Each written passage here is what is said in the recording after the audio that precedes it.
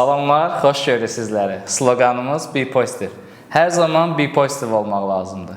Bizim çünki Be Positive studiyamıza gələn şəxslər özlərini pozitiv hiss edirlər. Baxmayaraq ki, gələndə qəmgin, negativ olurlar.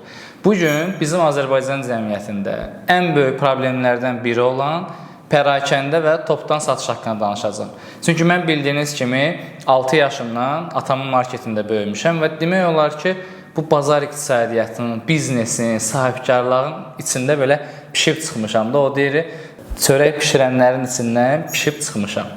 Ona görə istəyirəm bu mövzu haqqında danışam. Çünki bizdə Azərbaycanda hələ də insanlar bilmirlər, pərakəndə satış nədir, topdan satış nədir. Məsələn, nümunə götürə bilərik, AliExpress və indi hal-hazırdakı Temu. Biz məsələn, bu stəkandan sifariş vermək istəyiriksə, AliExpress və Temudan 1 ədəd, 2 ədəd, yəni bu pərakəndə satışdır. Məsələn, bu məhsulun dəyəri 5-7 manatdırsa, mən 1 dənə, 3 dənə, 5 dənə, 10 dənə almış oluram. Yox, əgər mən bu məhsuldan toplu sayda istəyirəm, 100 dənə istəyirəmsə, artıq getməliyim Alibabaya və yaxud digər saytlara. Artıq mən oradan toplu sayda alıram və toplanan da artıq 100 dənəsinə görə bu məhsulun dəyəri aşağı düşür. Gələk Azərbaycan bazarına. Azərbaycan bazarında isə insanlar düşünür ki, 80 qəpiyə 1 manat olan kartofu 1 kilo alırsa 1 manatdır. Amma 5 kilo alırsa avtomatik olaraq satıcı o qiyməti aşağı verməlidir. Yəni 80 qəpiyə, 70 qəpiyə, yəni 10 qəpi, 20 qəpi aşağı düşməlidir. Və əfsuslar olsun ki, bütün sahələrdir. Azərbaycanda bütün sahələrdir. İstər bizim sahə olsun, sosial media, reklam sahəsi olsun, istəyir müğənnilik olsun, istənilən sahədə insanların belə bir düşüncəsi var. Mən orada nəyisə endirimlə almalıyam. Bir şeydən 5 dənə alıramsa, mənə avtomatik endirim edilməlidir. Əfsuslar olsun ki, bu belə işləmir. Məsələn, biz hər hansı bir butikdən geyim bir dənə alırıqsa, məsələn, qiyməti 50 manatdır və yaxud 100 manatdır və yaxud 20 manatdır. Amma biz onu topdan gediriksə, topdan almağa, məsələn, Binədən, Sədərəkdən və yaxud yenə də Türkiyədən, Çindən toplu sayda məhsulu sifariş verirsə, artıq biz o qiyməti almayacaq. Ona görə bizim insanların düşüncəsində hələ də bu yoxdur. Və gəlirik sahibkarlar tərəfinə, satıcılar tərəfinə və satıcılar da düşünür ki, bizim insanların artıq belə deyək də, qəbul olunmuş bir düşüncə var ki, bu məhsulu zaten gələndə adam deyəcək ki, 5 manat, deyəcək ki, aşağı yeri var, deyəcək, hə, var, 4 manat 50 qəpik, 4 manat 80 qəpik. Və buna görə də satıcılar artıq alıcılara görə belə deyək, qiymət verməyə başlayır. Ona görə mən artıq son demək olar ki, pandemiyadan əvvəl son 5-7 ildir ki, mən artıq hər hansı bir nəsə əldə etmək istəyirəmsə, bir məhsulu və yaxud kitab olsun, hər hansı bir stəkan olsun, fərqi yoxdur. Mən hər hansı bir əşyanı və yaxud nəyisə, hansısa bir xidməti almaq istəyirəmsə, birinci bazar araşdırması edirəm. Dostla, tanışla, məsləhətləşirəm, ondan sonra alıram. Çünki əgər almasam, tüklər timiş qazıqlanmış olacağam. Yəni 5 manatlıq bir məhsulu mən alacağam 50 manata, alacağam 40 manata. Niyə? Çünki artıq burada həmən şəxs o qiyməti qoyub ki, o da bazarın tələbinə uyğun qoyub. Yəni, məsələn, bir insan düşünür ki, 50 manata qoyubsa sahibkar, o aşağı endirim deyədə düşəcək və o sahibkar orada məbləğ itirməyəcək. Və o düşünür ki, mən əgər 50 manata satsam və yaxud tutalım 5 manatlıq malı 10 manata satsam, mən aşağı endirməsəm qiyməti müştərini itirəcəm. Əsla belə deyil. Məhsulun qiymətləndirilməsi olmalıdır. Yəni, dediyim kimi, mən marketdə gözümü açanda belə görmüşəm. Məhsulun üzərinə dəyərindən asılı olaraq, məhsulun qiymətindən asılı olaraq qiymət dəyişir. Məhsul ucuzdur, orta qiymətli, baha qiymətli. Ona uyğun biz artıq qiymətləndirmə aparırıq ki, bunun üzərinə qiymət nə qədər qoyulmalıdır. Artıq bu iqtisadiyyatdır. Sahibkar bunu bilməyə bilər, amma onun bir, belə deyək, satış məsləhətçisi, biznes məsləhətçisi bir şəxs olmalıdır şirkətində və yaxud ofisində ki, bu məhsul qiymətləndirməsini aparsın. Bazar qiymətini aparsın ki, stəkanlar normalda neçəyədir? Biz neçəyə gətirmişik, başqaları neçəyə gətirib və üzərinə nə qədər məbləğ gətirə bilərik. Yəni, bunlar hamısı əslində bir kitabda var. Yəni, iqtisadiyyatda, biznesdə bunun kitabını oxumaq olar. Mən sadəcə bu işin içindən çıxmışam. Ona görə də bu haqda məlumatım var. Və mən, əfsuslar olsun ki, məsələn, mən təlimlər keçirəm və ya xidmətlərimiz var, mən xidmətlərdə indirim etmirəm. Çünki mən qiyməti bazar araşdırması edirəm və gördüyüm keyfiyyətli işə görə qiymət çıxartmışam. Məsələn, mən səhifə idarə etməsindəcək, sizin sosial media hesablarında yüksəliş olacaq, auditoranız genişlənəcək, reyslər çəkəcək, və kontentlər yazacaq və sizin səhifəniz izlənəcək və yaxud izləyici sayınız artacaq. Ölkədə tanınmış olacaqsınız, şirkət olaraq tanınacaqsınız. Niyə? Çünki biz sizi marka edəcəyik. Siz artıq bir brend olacaqsınız Azərbaycanda. Və əlbəttə istəsəniz sizi dünya üzərində biz brend edə bilərik.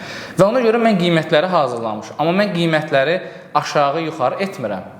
Bir dənə qiymət qoymuşam, deyirəm qiymət budur. Paketlər fərqlidir. Yəni göstərdiyimiz xidmətlərə görə, yəni çəkilişlərin sayına görə, kontentlərin sayına görə, az və çox xidmətlərə görə qiymətlər əlbəttə ki dəyişir. Amma mən qiymətdə endirim etmirəm. Hə, bu təlimi endirim edə bilərsiniz? Deyirəm, xeyr. Müştəri getsin, amma nə zamansa geri gəlir. Niyə? Çünki bazarda artıq bilir ki, bu şəxsin bir dəyəri var. Niyə? Çünki marka dəyəri var.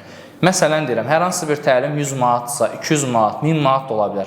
Amma bunun bazar dəyəri var. Bu şəxsdən alınan təlimin nəticəsi necədir? Yəni, məsələn, mən SMM təlimi keçirəmsə, adam artıq burada praktiki studiya, çəkilişlər edir, real olaraq burada şəxslərin çəkilişi olur, branding çəkilişləri olur və belə dedik, gözü açılır. Artıq görür ki, deməli, mənim nəzəriyyədə öyrəndiklərim praktiki olaraq burada həyata keçmiş olur.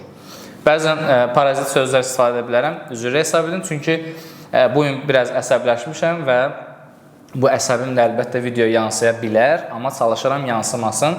Yorğunluq, stres, əsəb, gərginlik hamısı olur. Ona görə də biz insan olaraq insan psixologiyasını bilməliyik və insanlarla buna görə işləməliyik.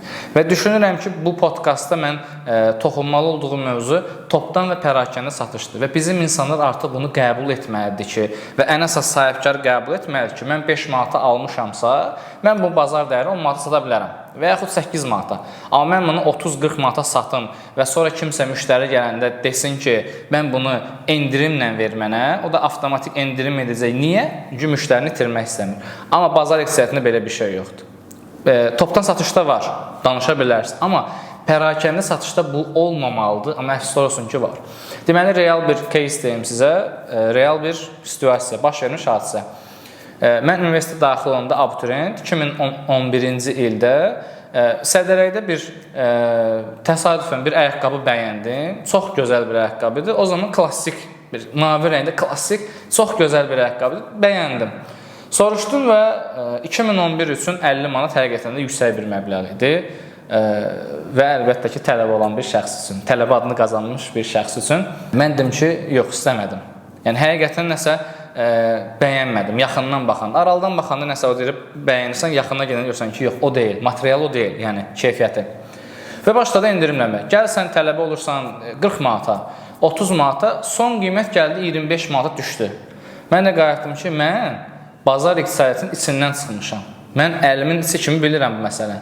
Sən bu məhsulu gör neçəyə almışsan, nə qədər keyfiyyətsiz bir məhsuldur ki, sən 50% endirim etdin. Yəni 50 manatdan düşdün 25 manat. Ona görə mən artıq belə deyilər, o damarını bilirəm. Ona görə istənilən reklam sektoru olsun, bazar iqtisadiyyatı olsun, istənilən yerdə sahibkarlar və bizim cəmiyyət artıq qəbul etməlidir ki, endirim sözü yoxdur. Endirim, bəli, öncədən deyə bilərəm ki, məsələn, mən bu kitablara, bugün kitab alanlara 20% endirim var. Amma normal vaxtı mən gedim kitab mağazini demiş, bu neçədir 5 manat endirim yoxdur.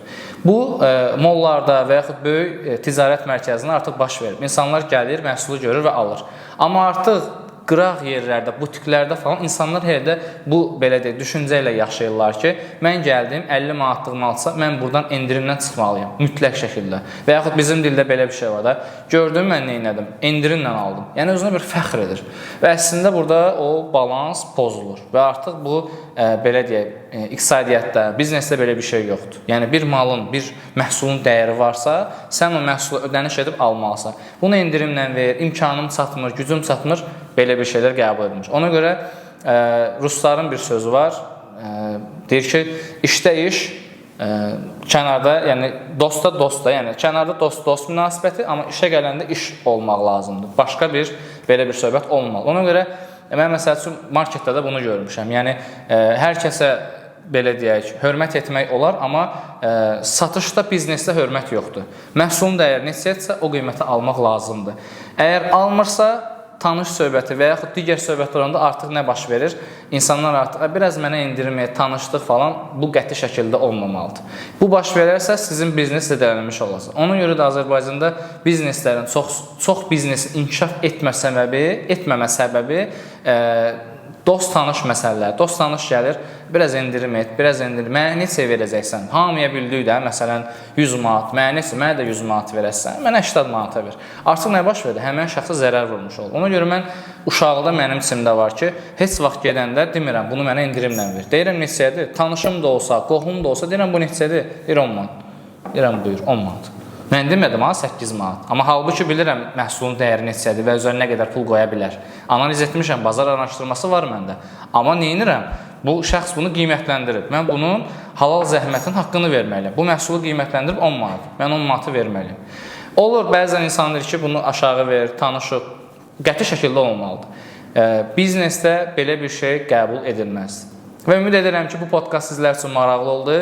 Az da olsa, milyonda 1% da olsa, 10 milyon Azərbaycanlıdan biri belə bu danışdıqlarımı götürüb öz həyatına tətbiq edirsə və nəticəsi yaxşı olursa, mənim üçün bu gözəldir və istəyirəm ki, rəylərdə öz fikirlərinizi bildirəsiniz ki, pərakəndə satış haqqında məlumat var idi, yoxsa topdan satış haqqında bəlkə məlumatınız var idisə, rəyləri sizdən gözləyirəm və əlbəttə ki, sizə maraqlı olan sahələr olsa, buyurub mənə yaza bilərsiniz, Directdən, WhatsAppdan, istənilən sosial şəbəkədən.